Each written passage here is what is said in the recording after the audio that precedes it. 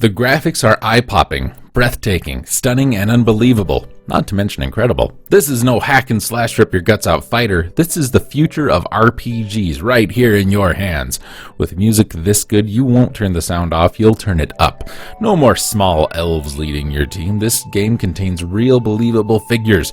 You won't be embarrassed to use your own name, you'll be proud. It's just you against 6 other characters in search for the 7 sacred runes.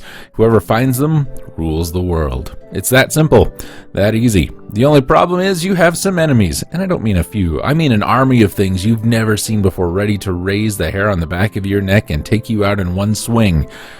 This is one powerful RPG. Can you handle it? This is the 7th Saga, developed by Produce, published by Enix America. It's part of the Mystic Arcs franchise, and also known as Elnard in Japan. I don't know much about the Mystic Arc franchise, but I'll tell you this. 3 of the 4 games are on the Super Nintendo: 7th Saga, Brainlord, and Mystic Arc. And we had Mystic Arc Maboroshi Gekijo, for the PlayStation. And this is an early game, 1993, and it's different for an RPG. Doesn't have our traditional Final Fantasy, you on the right, bad guys on the left kind of thing.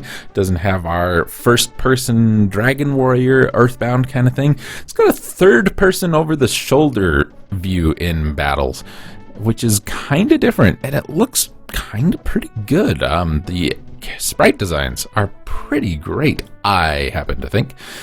We have a lot of characters to pick from, to start the game with.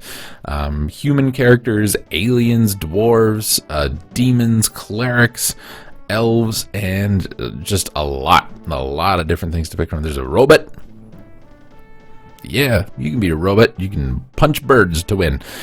Each class, I guess, has different traits, different abilities, maybe like one of them newfangled Dark Souls kind of games.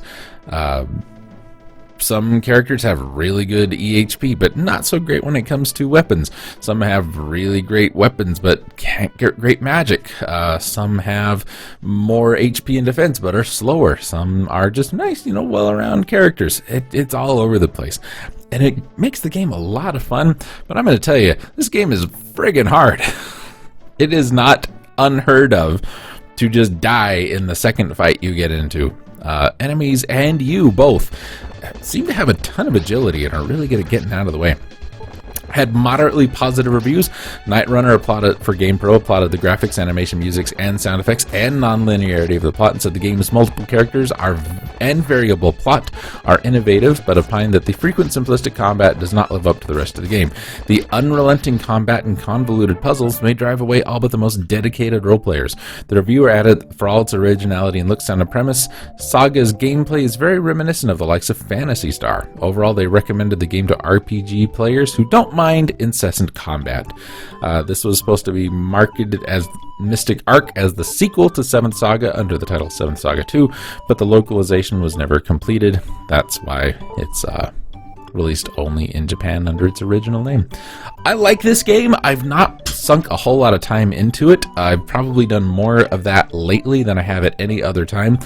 And yeah, it is hard. You die really quick. You take a lot of damage. At least I'm playing just the normal human character. And yeah, it is not easy.